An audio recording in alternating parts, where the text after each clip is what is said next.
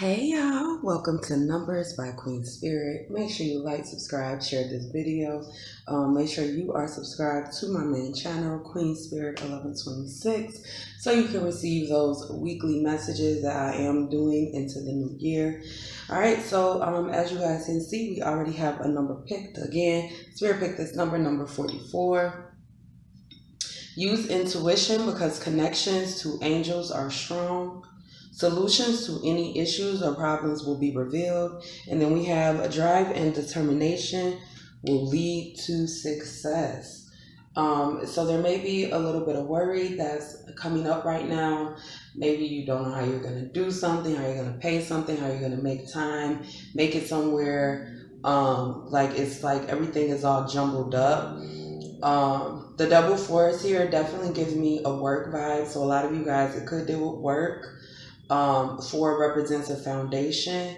So we also have the number 8 here, which represents a cycle. Okay, so I'm also getting this vibe of a rat race, kind of like you've been in this race and it's like you're ready to pull out of it, but you don't see a way out. And Spirit is telling you, whatever this is, whatever this cycle that you've been going through, it is time to move forward and basically get over it, And I don't mean that in a way of just get over it, but no, move past it physically, mentally, emotionally. And not only is it time to move past it, but Spirit is giving you the opportunity and Spirit is giving you the ability and the passion. Okay, so I cut to intention and I cut to listening. Okay, 53 is coming to this 8, right? And 22 is coming to 4. Those are both of the numbers I mentioned. Of course, we have a double 4 here. Now we have double 2s. Double 2s are all about co-creating and being in balance with Spirit. Being, having that spiritual backing. Okay, with the owl, man, we have the owl, we have egg, and we have the word intention. The egg is a new idea. The egg is giving birth to something new. And then the egg also has this aspect to it, right? Because there's this question, which came first, the chicken or the egg? And I love that. You can go round and round with yourself all day. But at the end of the day, does it really matter how it all started? So what I'm getting from that is some of you guys may be distracted because maybe your motivation for whatever you're going hard for right now started as something else, but your intention, your love, your drive for it has changed because of the things that you've known. The owl is wisdom, okay? I love the owl. The owl is like literally my favorite spirit animal, period. It's like nothing. If I could choose a spirit animal to represent myself, it would totally be the owl. They could turn their head around backwards. They fly. They're wise. They are fantastic animals, period. And then you get this idea of it's like your ideas, your intentions are being put on a pillar. Even when we have this elephant here, elephant is wisdom. Elephant is wisdom. And then we have listening. So there's something that needs to be acknowledged from your past. All right, so Spirit said keep these 2 cards out. So we're going to go ahead and do that so I don't get too much energy in this reading. Okay, so I feel like you guys have made your intentions clear and that you have shown a major commitment as well. All right, so we have drive and determination lead to success, and then we have this word commitment, right? And then we have the number 9 associated with it. I'm going to use this word again. The number 9 is about wisdom. It's about the accumulation. In this case, the accumulation of knowledge, the accumulation of your craft, right? On top of that, it's the next number after 8. Okay, so you guys are rounding up on the end of a cycle. The nine is also giving me humanitarian vibes. So, with everything that you know, with everything that you've learned, it's time for you to step forward and be that person to help other people through whatever aspect of it is that caught your, whatever caught your heart the most. You know what I'm saying? So, like, let's say, for instance, you were raised in an abusive childhood. And let's say this, let's say you were LGBT raised in an abusive childhood.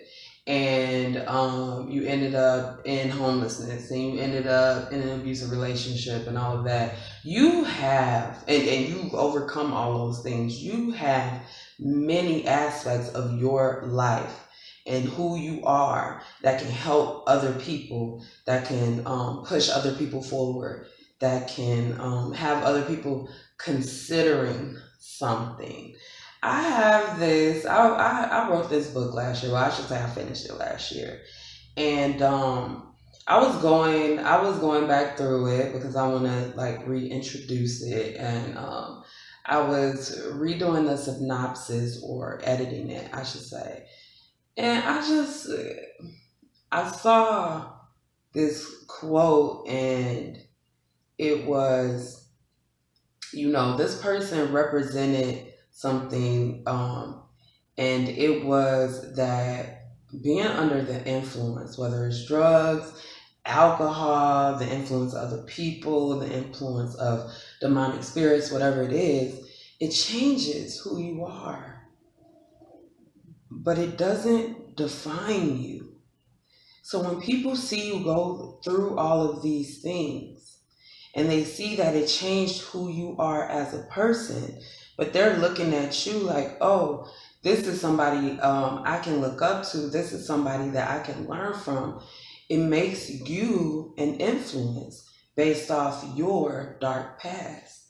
And this is why I try to convey that we shouldn't automatically reject our dark energy. We need it. The dark energy within us is how we connect to other people's dark energy. But this isn't a trauma bond situation. This is a situation of, oh, I've overcome this. Okay, but still, the darkness doesn't leave the depths of your soul. You know what people can do and what people can be. It's there. So you connect with people based off that so you can raise them to a higher vibration. Just because you know that people are illicit murderers doesn't make everybody an illicit murderer. It doesn't make people not worthy of love. Just because you might have a one-off of somebody being so awful and so terrible. It's learning how to put yourself in places and situations that are good for you instead of constantly being dragged into this same dark energy. This is something that you already know, but this is something that is to be shared with other people. A lot of you guys I'm picking up are either Life Path 33s, or you guys have a this heavy teacher inkling, like you want to be a teacher, you want to guide people, you want to be a leader, you want to guide people. I get a lot of fire energy, cardinal energy. So let's pull some cards and see what other messages we have. All right, what other messages? Oh man, let me just say, I picked this up before I start shuffling. We have the Ten of Discs here, establishment. Okay, so this is establishment of generational wealth. All right, so we have the moon here. I'm getting after a destruction, okay? I'm also getting coming into balance with some feminine energy. Okay, so I'm getting like distorted feminine energy. All right, a lot of times we do talk about toxic masculinity because it is so, I want to say it's over the top. You know what I'm saying? It's like using actions to hurt people and just being really negative, egotistical, judgmental, kind of like, it's really like giving me narcissism vibes, but I know it's not that, but it has a lot of connections. But we don't too much talk about how the feminine energy, I'm not talking about women and men here, like, please stay with me. How toxic feminine energy can be. Because a lot of masculines don't understand that they are suffering in kind of like this distorted feminine energy. And that energy is allowing people, loving people that we shouldn't love, letting people run all over us, allowing people to just be a drag, a burden, doing for people who don't deserve it. You, like, I'm sure that y'all got them in y'all family, okay? I'm sure that you probably been this person one time with all the shit y'all been through. But this is also toxic feminine energy, all right? So spirit is saying stand in your truth, all right? 44. Let's see. What messages do we have for the collective? We got a number 44. Damn, that came right back out in reverse. What other messages do we have for the collective? Damn, y'all. All of these cards came in reverse. Okay, so I'm getting that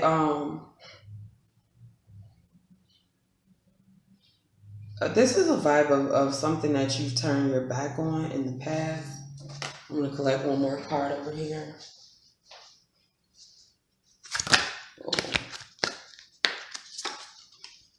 Wheel of Fortune.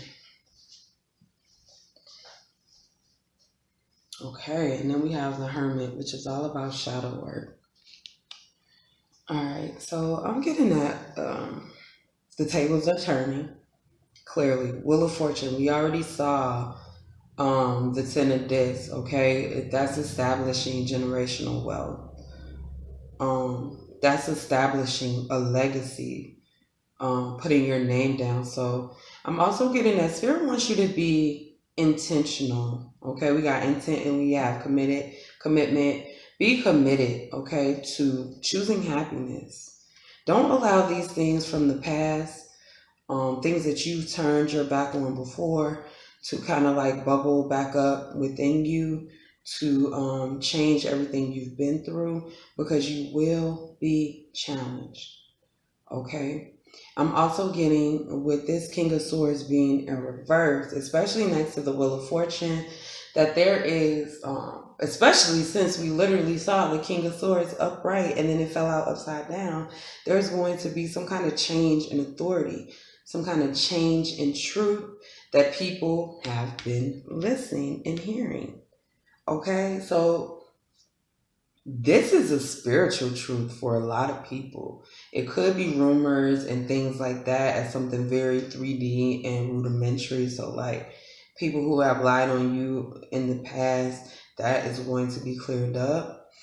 But more than anything, the truth of spirituality, how people feel, how we should treat each other, that's changing around you.